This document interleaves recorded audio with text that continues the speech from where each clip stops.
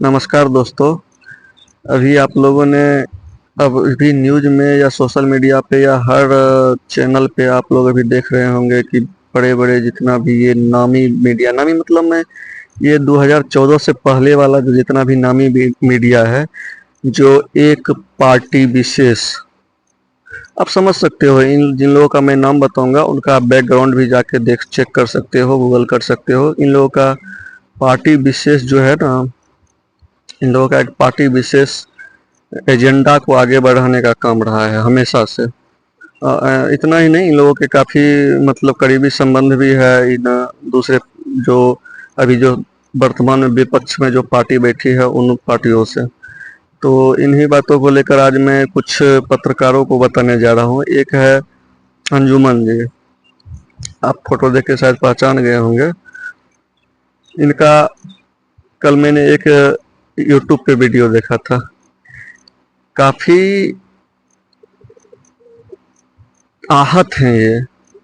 वो जो सभी जो भी नाम छुपा के जो धंधा करते थे उत्तर प्रदेश में, कानून का जो पालन करवाने के लिए योगी सरकार ने जो प्रस्ताव दिया है, उससे इनको काफ़ी पीड़ा पहुंच रही है। पता है, ये धर्म के नाम पे आप ऐसा नहीं कर सकते हैं, इस देश में सबको समान अधिकार है, संविधान का ये अनुच्छेद ये कहता है, ये अनुच्छेद ये कहता है। लेकिन इन लोगों की बोलती तब बंद हो जाती है जब एक देश, एक नागरिक, एक संविधान की, एक कानून की बात होती है। समझ रहे हो?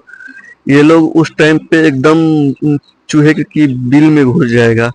लेकिन जब बात जब इन पे आएगी, जब बात कोई मतलब मुसलमानों से जुड़ा हुआ कोई मुद्दा होता है तो उन्हें लगता है, तो वो लोग जो है ना, जैसे मैंने उसी वीडियो में देखा था कि एक वीडियो में बोल रहे थे, नहीं नहीं सही है ये ये मतलब सबके लिए आया है कि नाम लिखना है। लेकिन सरकार की मंशा समझ में आती है, मंशा सिर्फ मुसलमानों को बाइकआउट करना है।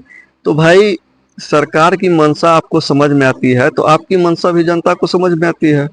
आप भी बड़ा बढ़िया जाते हैं, 10-20 मुसलमान को खड़ा होके बढ़िया स्क्रिप्ट लिख देते हैं, किसी को रोने का रोल दे दिया, किसी को हंसने का रोल दे दिया, किसी को शायरी का रोल दे दिया, किसी को मोहब्बत की जो कथाकथित दुकान है उसका ग्राहक बना दिया, और स्क्रिप्ट के साथ आप अपना रिपोर्टिंग करते हैं।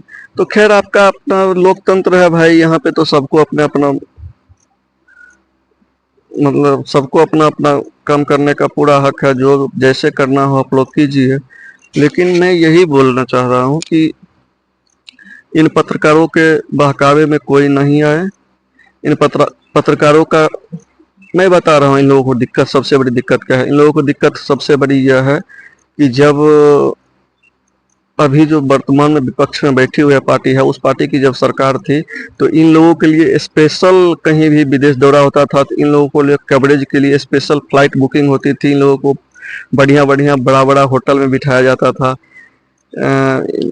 कोई भी अवार्ड हुआ, कोई भी मतलब सम्मान हुआ तो इन लोगों का ही नाम उसमें आगे रखा जाता था। ये तो ये लोग तो भाई नमक हराम है नहीं अपना, जिसका नमक खाया है उनका गुण तो गाएगा ही।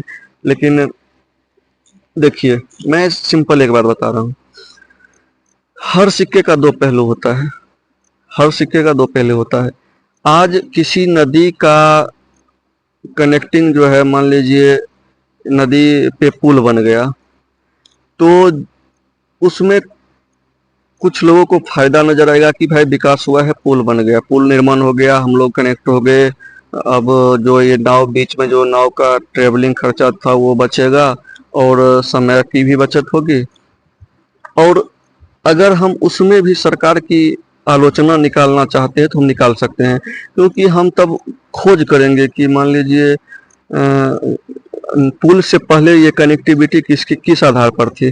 तो ये साफ है कि पुल से पहले ये कनेक्टिविटी जो है एक नदी में नाव चल रहा था उस आधार से थी। तो हम उस नाव वाले को पकड़ेंगे, भाई आप तो बेरोजगार हो गए। हाँ भाई, क्योंकि पुल बन गया, अब तो कोई नाव पे चढ़ेगा नहीं, अब सब पुल से पार होगा, तो अब तो बेरोजगार हो गए। तो हो गया, उसी को पकड़ के बिठा के सरकार के खिलाफ अपना वक्तव्य बना दो, न्यूज बना दो, ब्रेकिंग न्यूज बना दो। लेकिन असलियत क्या है? असलियत ये है कि आज उस नाव वाले को जरूर कुछ दिक्कत हुआ है, क्योंकि उसका काफी दिनों से मान लिया रोजमर्रा की जिंदगी उसी पे आधारित थी।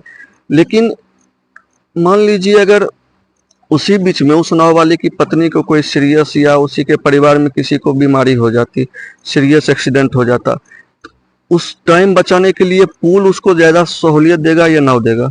क्योंकि पुल से तुरंत वो हॉस्पिटल पहुंच सकता है, लेकिन फिर नाव पे लादो, फिर नाव से उतारो, फिर ऊपर जाओ, ऊपर गाड़ी पकड़ो, उसमें टाइम लग जाता है। तो फायदा कहीं ना कहीं उनको भी कुछ ना कुछ है, हालांकि उनको कुछ नुकसान भी है। लेकिन हम लोकतंत्र में ये नहीं देखते हैं जो मतलब किसका नुकसान है किसका फायदा है। अब मान लीजिए एक परिवार में एक गार्जियन रहता है तो वो पूरा परिवार को खुश नहीं कर पाता है, कुछ ना कुछ हो ही जाता है। तो मान लीजिए इतना बड़ा देश है, इतना बड़ा जगह है, तो यहाँ पे थोड़ा बहुत इधर उधर हो जाएगा। लेकिन हमको देखना है जो 10 आदमी का जो फायदा हो, एक आदमी का नुकसान हो, तो वो करना चाहिए हमेशा, क्योंकि वही सही है। लोकतंत्र भी है, यहाँ जिसको ज्यादा वोट मिलेगा वही मान लीजिए सत्ता पे काबिज होगा। तो हम किसी भी पहलू को अगर चाहें हाईलाइट करना तो हम कर सकते हैं। और ये जितना भी पत्रकार है ना, ये जनता को इतना बेवकूफ़ समझते हैं कि मंशा क्या है, मतलब इसका दिमाग क्या है, इनको एकदम समझ में आ जाता है भाई मंशा यही है। और यार इनको ये लगता है कि मेरा मंशा किसी को पता ही नहीं। भाई तुम्हारा भी मंशा क्या है? मान लीजिए ये रवीश कुमार जी का मंशा क्या है, रवीश कुमार का बैकग्राउंड क्या है, रवीश कुमार का परिवार में कौन कांग्रेस से टिकट लेके चुनाव लड़ा है, सबको मंशा अपना अपना पता है, ठीक है। तो मीडिया, खासकर हमारे देश में मीडिया से घटिया कोई चीज़ नहीं है। हाँ, मैं ये सभी मीडिया वाले को बोल रहा हूँ। मैं अभी एक एग्जांपल दिया हूँ पुल वाले। तो मान लीजिए जो सरकार समर्थक है वो एकदम रिपोर्टिंग करेगा, भाई पुल बन गया है, विकास हो गया है, ये हो गया, इतना हजार लागत करोड़, इतना हजारों करोड़ लागत की पुल बना है। और जो विरोधी है वो जाएगा, मतलब उस जो नाव चलाने वाला था उसको बोलेगा सरकार ने इसको बेरोजगार कर दिया, खाए काहे का विकास, खाक विकास है, लोग मर रहे हैं भूखे। तो यार सबको पता है इन किसका क्या एजेंडा है। तो मैं ये नहीं कहता हूँ कि सारे मीडिया वाला, लेकिन मीडिया वाला कोई भी सही न्यूज़ नहीं दिखा रहा है। अभी मीडिया को लेके भारत में जो समझने वाला व्यक्ति है वो कंफ्यूज हमेशा रहता है। जब भी कोई घटना होती है तो हम लोग देखते हैं कि एक मीडिया लगाते हैं, उसके बाद दूसरा लगाते हैं, तीसरा लगाते हैं, 4-5 मीडिया वाले हाउस को देखने के बाद निष्कर्ष निकालते हैं कि बीच में ये सही हो सकता है। लेकिन जो लोग ऐसा नहीं कर सकते हैं, उन लोग तो जो पढ़ा दिया वो पढ़ लेगा। तो हम यही जनता से कहना चाहते हैं कि इन लोगों पे ज़्यादा ध्यान ना दें। इन लोगों की अपनी जो है अपनी रोजी रोटी जो है, वो रोजी रोटी तो मान लीजिए इन लोगों को हमेशा मिलती ही रहेगी, लेकिन इन लोगों को जो ऐश मौज की ज़िंदगी थी, जो इन लोगों का देश में एकदम इन्हीं से देश चल रहा था, ये जो इन लोगों का मेंटालिटी थी, ये सब इनका ख़त्म हो गया है। इसलिए ये इस तरह का भ्रम फैला रहे हैं। जबकि यही लोगों से जब पूछा जाए जो भाई हलाल सर्टिफिकेट क्यों, मतलब अब मुझे हिंदू को हलाल से क्या लेना देना है? मान लीजिए हिंदू हिंदू के लिए अगर मान लीजिए आप हिंदू के लिए अगर आप इतना अथी कर रहे हैं, जो ठीक है भाई हिंदू मुसलमान कुछ नहीं होता, तो भाई उनके लिए भी होना चाहिए। हलाल सर्टिफिकेट क्यों बन रहा है? क्या हमारे देश में ये मतलब सबको सब मुसलमान तो नहीं है, यहाँ पे बहुसंख्यक आबादी हिंदू है, उनको हलाल से क्या लेना देना है? और खाने में क्या हलाल और क्या थी, लेकिन उनके लिए वो भी जायज़ है। लेकिन अगर बोल रहे हैं जो भाई हमारे हम व्रत में हैं, हम खाना किसी ऐसे जगह नहीं खा सकते हैं जिसको हमारे धर्म पे आस्था नहीं है, तो इनको बड़ा कष्ट हो रहा है यार। तो कष्ट हो रहा है तो भाई होने दो, उनसे हमको कोई लेना देना नहीं। हम लोगों को बस ये सोचना है कि हम जिस तरह उनके आस्था का सम्मान हो रहा है इस देश में, उस तरह हमारी आस्था का भी सम्मान इस देश में होना चाहिए। और अगर कोई हमारी आस्था के साथ मजाक करेगा तो वो बर्दाश्त से बाहर की बात है। जैसी उसकी आस्था है वैसी हमारी आस्था है। बाकी आप लोग क्या समझते हैं, अपनी राय कमेंट में बता दें। अगर चैनल पे नए हैं तो सब्सक्राइब कर लें। धन्यवाद। मैं हर टॉपिक पे अपना पॉइंट ऑफ व्यू लेके आऊँगा।